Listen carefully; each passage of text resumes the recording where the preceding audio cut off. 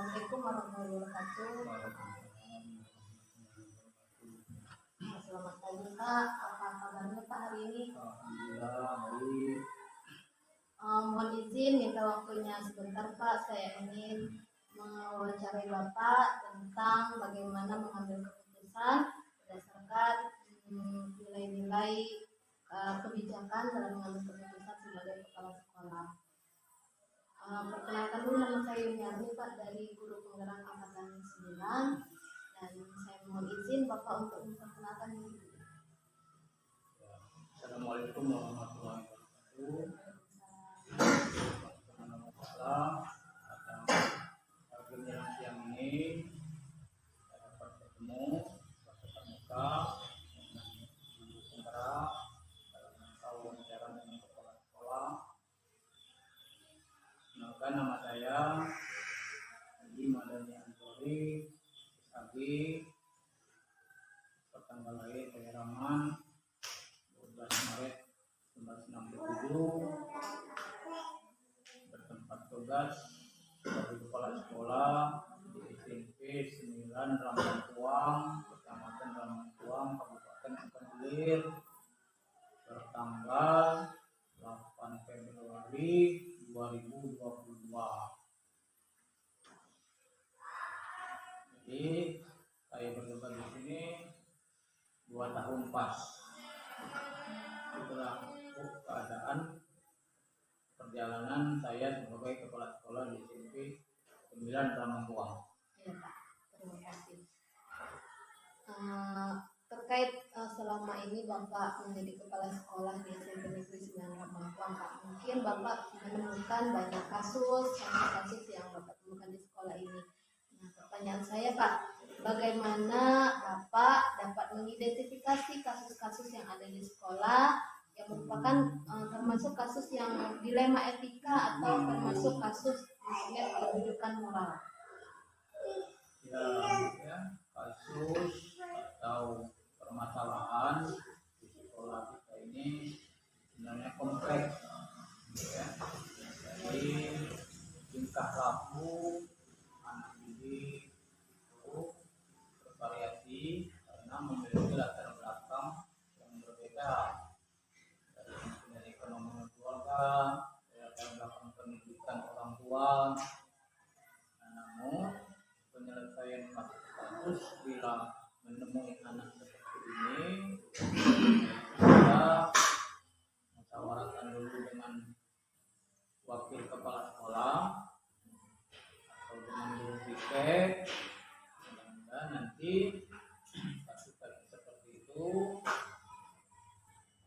kita cepat tanggap bagaimana jalan keluarnya supaya anak itu hilang dari permasalahan saat mengikuti pembelajaran di sekolah. Berarti yang saya tangkap Pak, mengidentifikasi kasus-kasusnya Bapak bermusyawarah Pak ya, dengan guru piket, dengan wakil kesiswaan atau wakil kurikulum yang ada di sekolah untuk mencari solusi dari kasus-kasus tersebut. Lanjut pertanyaan selanjutnya Pak ya, bagaimana Bapak menjalankan atau mengambil keputusan di sekolah Bapak, terutama untuk kasus di mana ada 2 kasus yang sama-sama di sini bernilai benar dan di sisi lain juga mengandung nilai kebajikan Pak. Misalnya ada 2 kasus, satu kasus tapi dua-duanya posisinya benar dan benar. Ya, dalam kita menemui kasus-kasus seperti ini, ya, kita berdiri sama sejajar. Bila kita ketemu kasus yang sama, karena kita tidak memihak ke salah satu kasus, namun kasus itu kita konfirmasi apa permasalahannya dengan siswa dan kita carikan solusi jalan keluar supaya kasus yang sama ini tidak merugikan salah satu pihak, sehingga perlu kita musyawarahkan. Mungkin di sini kita panggil dengan guru piket berikan pertanyaan apa-apa saja yang menjadi persoalan atau kasus di antara siswa itu. Nanti guru piket mungkin mengantarkan kasus ini kepada wakaf kesiswaan. Nah, wakaf kesiswaan bekerja sama dengan guru piket sehingga anak ini tidak ada yang dirugikan dan dia puas pelajaran daripada sekolah kita SMP 9 Lembang. Iya, Pak. Jadi kalau ada permasalahan seperti ini kita komunikasikan dengan guru piket terlebih dahulu Pak ya. Iya. Kita komunikasikan lalu kita bawa kasus ini ke wakil kesiswaan, dicarikan solusi yang terbaik supaya tidak berpihak ke salah satu pihak Pak ya. Iya. Terus selanjutnya Pak, bagaimana langkah-langkah atau prosedur apa yang biasa dilakukan selama ini? Ya, langkah-langkah dalam kita menangani kasus-kasus siswa ini, ya, memang kadang-kadang lain orang yang menangani itu sedikit beda. Tapi yang kebiasaan di sekolah kita, langkah-langkah itu sangat dia ada kasus di waktu itulah kita panggil ke kantor kita tanya dari yang anak punya kasus atau klien, anak ini kita berikan penjelasan, kita tanya penjelasannya apa, kasusnya apa. Dan anak ini pasti kita catat di buku kasus, ya mungkin hari tanggalnya, permasalahannya apa, tindak lanjutnya apa, penyelesaiannya bagaimana, sehingga anak ini tercatat kejadian kasus yang dia alami di buku kasus tersebut. Nah, di sana mungkin satu kali cuma ditemui kasus dapat nilai poin berapa, apa pelanggarannya kasus ini. Kalau dia kecil poinnya, misalnya cuma 5. Kalau kasusnya besar ya bisa dikeluarkan. Nah, itu adalah kita menangani kasus di sekolah tersebut. Kalau memang dia tidak berulang-ulang, sudah bisa tulis nanti perjanjian, dan bisa telepon kita arahkan ke Dika dulu, beli. Jadi langkah-langkah yang Bapak sebut tadi, prosedurnya kita panggil dulu Pak ya, kita identifikasi dulu permasalahannya, kasusnya apa, lalu dicatat di buku kasus, buku kejadian, supaya tercatat kejadian siswa ini, pelanggarannya seperti apa, sehingga nanti poin pelanggarannya masuk ke poin berapa, supaya tercatat sudah melakukan berapa pelanggaran. Kalaupun sudah melebihi poin yang ditentukan, bisa saja kita mengambil keputusan apakah siswa ini kita lanjutkan di sekolah ini atau dikeluarkan Pak ya. Tapi untuk menentukan keputusan tersebut kita berkomunikasi juga, berkolaborasi dengan pihak BMK ya. Nah, dalam mengambil keputusan Pak ya, seperti tadi Bapak mengambil keputusan jika poin pelanggarannya sudah banyak, maka akan dikeluarkan dari sekolah contohnya Pak ya. Nah, bagaimana anggapan efektif dalam mengambil, apa sudah Bapak anggap efektif langkah yang keputusan yang Bapak ambil tadi? Yaitu permasalahan siswa yang sudah mencapai nilai poin tertinggi, sudah ada komitmen dari awal dia masuk sekolah karena harus mematuhi tata tertib. Kalau kasus-kasusnya itu kategorinya itu besar, misalnya kan kasus terlibat kriminal, misalnya kriminalnya itu misalnya menyangkut narkoba, perjudian, penganiayaan. Nah, itu harus kita ambil keputusan yang kuat untuk supaya permasalahan ini tidak menyebar ke teman yang lain. Tidak harus kasus narkoba itu tidak pasti lain yang itu bermutikan anak itu. Kalau kasus itu kalau anak itu kita pastikan tidak, sekolah itu juga tahu tapi tidak akan mau menerima. Karena anak itu harus direhabilitasi dulu. Tapi kalau anak ini misalnya kasusnya sekedar terlambat, misalnya kan, terlambat berkali-kali, jadi klarifikasi dulu. Anak ini tidak punya uang untuk beli pakaian ini tidak datang tidak, walaupun uangnya mungkin besar, kita carikan solusi supaya anak ini tidak putus sekolah. Itu kira-kira. Iya, Pak. Lalu Pak, hal apa saja Pak selama ini yang merupakan tantangan dalam mengambil keputusan di sekolah ini? Nah, tantangan itu banyak itu sebenarnya ya. Apalagi saya ini kan baru 2 tahun di sini. Tantangan di sekolah ini untuk mengambilkan keputusan itu, sama anak ini siswanya ini kan sedikit, jadi kita mudah mendeteksi. Tantangan kita itu anak ini kalau diberikan semacam nasihat secara lisan sepertinya sulit diturutinya pelanggaran ini. Seperti misalnya rambutnya panjang, kita nasihatkan sekali 2 kali dulu diturutinya. Nah, perlu kita berikan tindakan tertulis, misalnya kan guru piket menandatangani, dia ikut menandatangani. Nah, sehingga tantangan dia berulang-ulang dinasihati untuk tidak melanggar peraturan itu, dia waspada. Jadi dia harus menuruti demi tertibnya aturan-aturan di sekolah. Itu kira-kira. Berarti terdapat banyak tantangan Pak ya di sekolah ini untuk memberikan sekolah yang benar-benar beraturan Pak ya. Iya. Nah, bagaimana Pak dalam menyikapi atau mengambil keputusan, apalagi yang berkaitan tentang dilema etika Pak ya? Pernah tidak Bapak membuat jadwal khusus misalnya dalam untuk menentukan atau menyelesaikan suatu permasalahan, misalnya dibuat jadwal tempatnya untuk menyelesaikan soal tersebut? Kalau nilainya khusus ya, etika itu kan tata tertib yang harus dituruti oleh siswa.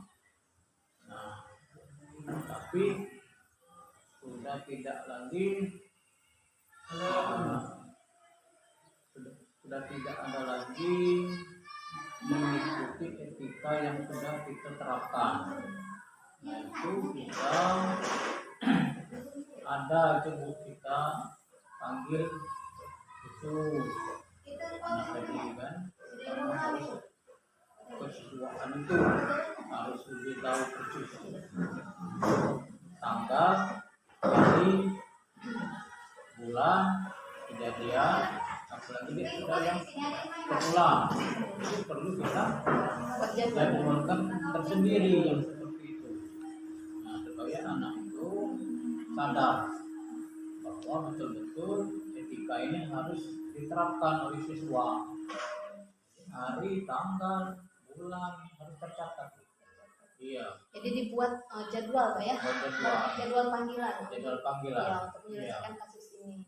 Jika perlu kita arahkan panggil orang tuanya dulu. Surat tadi kan? Ya, dibuat surat panggilan untuk kedua orang tuanya Pak ya. Nah, dalam mengambil keputusan ini Pak, siapa saja yang membantu, faktor-faktor yang bisa membantu Bapak dalam mengambil keputusan ini? Iya. Itu alhamdulillah Bu, selama berjalan ini banyak stakeholder yang terlibat membantu untuk menyelesaikan permasalahan siswa atau etika yang dilanggar oleh siswa. Itu ya semacam wakil kesiswaan, guru piket, wali kelas, guru BK, dan yang lain-lain juga Bu. Stakeholder itu keseluruhan warga sekolah untuk membantu dalam menyelesaikan pelanggaran atau etika yang dibuat oleh siswa. Jadi semua bekerja sama Pak ya? Iya. Oke yang terakhir nih Pak ya, dari semua yang Bapak ceritakan tadi, cara mengambil keputusannya, ada hal pelajaran apa Pak kira-kira yang Bapak dapat dari pengambilan keputusan yang Bapak ambil? Ya, jadi alhamdulillah bukan banyak pelajaran yang kita dapat dari permasalahan-permasalahan yang kita temui di lapangan untuk menyelesaikan kasus-kasus ini. Jadi anak yang terbiasa kita tuntun, kita panggil permasalahan, kita catat di kartun. Jadi anak-anak yang lainnya itu dia ikut waspada kalau dia terkena kasus seperti temannya tadi. Sehingga kasus-kasus yang ada pernah kita tangani tidak tertular Ya. dengan teman-teman yang lain, sehingga mudah kita menerapkan program pembelajaran yang kondusif, sehingga proses belajar mengajar itu lancar, tertib, dan tidak ada gangguan di lingkungan disimpulkan dengan uang. Jadi ada hal yang bisa dipetik Pak ya dari proses pengambilan keputusan ini. Ya, Mudah-mudahan apa yang kita harapkan itu mengarah ke sekolah kita yang lebih baik ya. ya, Cukup Pak pertanyaan dari saya, wawancaranya saya ucapkan banyak terima kasih Pak, maaf menyita waktu ya, Bapak. ya. Alhamdulillah. Bapak, Bu. Lain kali nanti kalau ada tugas-tugas lain saya konfirmasi lagi Pak. Terima kasih Pak. Ya. Assalamualaikum warahmatullahi wabarakatuh. Waalaikumsalam warahmatullahi wabarakatuh. Udah ya?